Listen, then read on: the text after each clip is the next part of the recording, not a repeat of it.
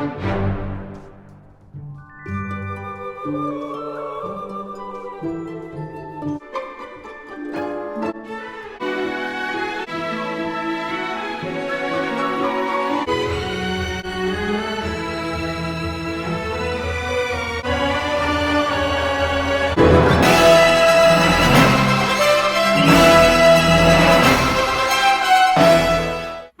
to my channel. If you're new, my name is Nicole. If you're old, welcome back. Today, I'm doing a tab I was challenged by, because I said I don't know if I could narrow it down. Salt Sherry Ward's channel is your top 10 palettes.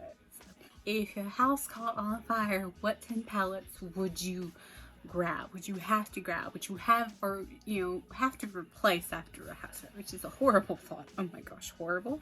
This is not counting the current palette that's on my eyes now, because it's the first time I've tried it, and there's another palette I haven't tried. There's actually like 4 in here, or 5 I have not tried yet. So if I haven't tried it, it could change. Like, it could be different next year. You never know, because new releases and stuff like that.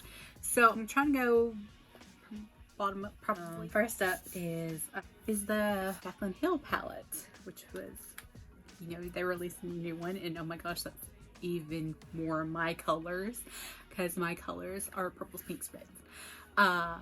Yeah. With a touch of blue and oranges. Like, those are my colors, and that's what the new palette is. And she said it's like the original formula, which is different than the vault formula, because the vault formula for neutrals is great. And also it contained carmine, so I'm hoping, I asked and no one responded whether it contained carmine or not, and that releases the 13th. There are a buttload of neutrals in here. That's what brought it down, because I do love this palette. It has great pigmentation. Shimmers are fantastic. This has like one of my absolute favorite shades, this pinky moment right there, that pinky gold moment. Love that. These are vibrant. The section is so vibrant. That is a very vibrant, not even a mustard, but that orangey yellow color. People don't like this because it didn't have white matte. I don't need a white matte at all. Like, that's like basic shit. Like, yeah, that's pretty. So yeah, so this is still in my top 10 because it's a great neutral base. Like, I have pulled this palette out when I've needed a transition with another. For a lighter transition, I pulled this palette out for that. Still a favorite. Still in my top 10. Go Mini Breaker. One compact goes in my purse, because y'all know I'm always running late doing my makeup at work. So this one's fantastic. This is a great summer palette, late spring summer palette. Like, look at that. Again, purples, pinks, orange. I didn't touch that one as much like these, yeah. And the only color I don't love is Hot Fudge. I wouldn't mind the brown. It should have been a little bit more of richer tone than this kind of weird cool neutral. Like, it doesn't absolutely go. It needs to be a little bit warmer, more of a real fudge kind of color. Like, I think just a tad different. I would have loved it more. It's not the greatest. It's okay. I mean, kind of almost dulls out the rest of the palette, but if it was richer, a little warmer, it would have been perfect. But the love. So yeah, I forget it for that one. Next, yep, is technically it's 2, but they come in a set. These are the Glam Light Pizza Slice palettes. You got the meat lovers and you got the veggie lovers. Okay, warning: do not eat. Ignore my finger. My fingers just dug into him when I was doing it. That color is freaking insanely gorgeous. That's bacon. This one and this one. Oh, they are gorgeous. They're pepperoni. Oh my gosh. And I know this, not even looking. I just know those colors. This is perfect. All these are gorgeous. Like, in the crease in the thing. They are gorgeous. So I can't really pick which one, because these are like more my favorite colors. Like the purple, the pink, the reds. Like more my favorite, and it doesn't have a black. So love it. That bacon shade is insane. However, honest, because I have a few of those very similar shades, except for bacon. This one, to have this many greens, or even greens at all, that show up true to pan on eye, like on me. For some reason, my skin tone, like, it'll look fine on this person, that person, like a light blue or a light green or a mid-tone green, mid-tone blue. But on me, it like looks different. It doesn't apply as seemingly as well the color doesn't want to translate well on my skin, stay on my skin. I don't know what it is. It's weird because I use the same techniques with all colors, but it's those unless they're jewel tone, and especially jewel tone metallics. Those are the exceptions to that. But anything mattes never want to show up like they do in pan on me, or how they show up on other people on me. I don't know what it is. So, but this one, these greens, I did a look and I made sure I used a couple of those, like I think both those greens. Because I want to try how they could show up, how they look in the pan on my eyeball. And there's some of the only greens that do that aren't metallic. And I was super impressed with this palette. The pigmentation is insane. The blendability is fantastic on both these palettes. But yeah, some of the only true to color greens on me, at least. This palette is awesome. Next up is 80s Baby by Pinky Rose Cosmetics. And I do like the Exotic Peacock one as well, that has very jewel tone greens and purples. But this one speaks to me again because it has orange purples. It doesn't have pinkish. Well, it has a pinkish color. But purples, red and orange, yellow, yeah, blue. Yeah, this is a fantastic color scheme powder. Yes, I found it. I couldn't find it like for my top 2019. This is gorgeous. If you don't know, Pinky Rose was founded by 3 Hispanic sisters. Each of them designed a palette. This one is, I think, Delilah's palette. 80s Baby palette is gorgeous. Pinky Rose is actually the one that created the Bright Lights and Center Stage palettes, and Bright Lights and Center Stage both have glitters. 6th place top palette is the Zuzu by Juvia's Place. I love this palette. Very, very springtimey. Again, has this one of my favorite shades, the pinky gold moment. Very true to pan, pretty much. Like, this one might not show up as well, but pretty much just true to pan. Great range of colors, very bright. Like this one I would probably pull in the Jaclyn Hill palette for a little bit more neutral. This is a gorgeous palette. Okay, next is the Saharan 2 by Juvia's Place. Okay, the Saharan one I actually can't use because that one is one of her only ones that contain carmine. So this one is gorgeous. It reminds me like very Turkish kind of colors. Like I'm reminded of Turkish. Like, yeah, Persian kind.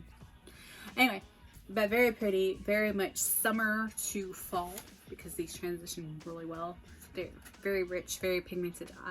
One of my favorite shades is this kind of cranberry, mulberry matte. Even a metallic like that's a gorgeous metallic. That's a brownish red kind of metallic. Again, almost that one was more peachy tone though, but gorgeous shades. The blues are gorgeous, the white's gorgeous. Like again I would have to pair this probably with a Jaclyn Hill palette or another palette for a lighter transition shade. Next up is Too Faced Chocolate Gold. One of the only palettes I can use from them because they are fans of carmine. Their best palette ever that I read reviews on and stuff. I know a lot of people are not supporting them anymore, which totally up to you. Don't have to. But this palette, I wasn't going to break it back out, and then I did, and I was so glad I did. This is my go-to. Like, it lives with me in my purse on the weekend, whatever, because it is the perfect holiday palette. Like, November on through early January. Like, perfect Christmas. Like, just, it gives you that holiday feel because it's so metallic. You really only have the one transition shade. I have used Live in Lavish, which is the purple one, as a transition shade because it's not over metallic. The only shade I can't use, coincidentally, I wouldn't probably use anyway, is Rolling in the Dough and, oh, okay, New Money, the pink one. So I can't use the pink one or this white base one because those contain carmine. It still smells great. It's about 2 years old. But it smells like chocolate, cocoa, vanilla still. Chocolate gold is gorgeous. These colors are still so freaking gorgeous. And they haven't got hard or anything yet. I would repurchase this. I think this is permanent if it did become unusable and stuff. But it's a gorgeous palette. Like, it is just so freaking perfect for holiday. And but this color, the silver, like, it's like all your metallic dreams are made of, and that's what I love. Like, I like the golds and the silvers during the holiday time. These metallic, like super, like not even wet, just dry with a brush, like a regular brush. Like, they show up that metallic. Next up is going to be, okay, the Norvina Volume 1 Filing. ABH puts out palettes besides the Prism that don't contain carbon. I'm so happy. They're pro pigment palettes, so they are pigments. Only one shade in this palette doesn't blend well, or it's hard to blend. But the rest blend fine. This palette is gorgeous. It's gonna be upside down because it has a ginormous mirror, but it is so pretty. A3, which is that shade right there, is the only shade that I have trouble blending out of this palette. And of course, you see purples, you see pinks, you see a pinky gold color, you see oranges and red. This could use another red. Like, these are my shades. This is why this is my favorite palettes. I love this palette. It was definitely worth the $60 I paid for this palette. I might have had a coupon when I bought it, but so happy it was at Ulta. I'm probably going to go ahead and get the third one that's orange based, but love that palette so much. So good. The rest blend fantastically. They apply fantastically with little fallout, but it is a very intense color scheme because it is a pro pigment palette. So these two that I have honestly could be interchanged as well. I saw the box. My Jeffree Star Blood Sugar. This was, I do believe, my first Jeffree Star palette, right? Yeah, it was my first Jeffree Star palette. I still smell it. I still smell that vegan leather. Like, Blood Sugar was the palette. But this palette, it barely, I mean, some of the shades you can tell I've dipped into, but not a lot. But honestly, I dip into this palette so many times. You can make a pretty neutral look, and then more purple look, and then you can make a red look. I use this so much for, I am a huge Alabama football fan. When I go watch the game over at my brother's, I'm using this palette to make my eyes Alabama. This formula is so good, so freaking nice. It's like just gorgeous, like gorgeous. Like, I'm barely tapping in it because I don't want to waste it. Even though it's like a permanent thing.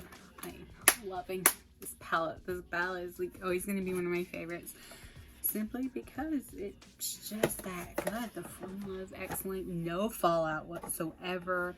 You don't have to wet the brush for the few metallics that are in it. It's not a very metallic palette. There's only a few shades that are like metallic. Most are mattes, but it's a gorgeous freaking palette, and I love the reds. Like, it was hard before that palette for me to find very many reds. Only reds are available in JVS Paste palettes, but there wasn't a lot just focus color scheme palettes before that one. He was really the one that really started it, and the formula was fantastic. That formula is like different than all the rest. Like, you go watch Jen Lowe's reviews when she did the Conspiracy palette, and she said the formula for the Conspiracy palette is really pretty much the same as the Blue Blood and a few others. And she goes, well, really the only one, except for like maybe a string of the thirsty colors, the only one that's really different is the Blood Sugar. So it's different formulas because no carmine. That's another reason why, like, there's not very many reds available that don't contain carmine, because carmine is blood. Yeah. So it's that, but so it's harder to make a vegan formula that blends well and is a very true red. And all these reds, you know, I just love reds. I always joke, make my eyes bleed, people get confused. It's just because I'm using that palette.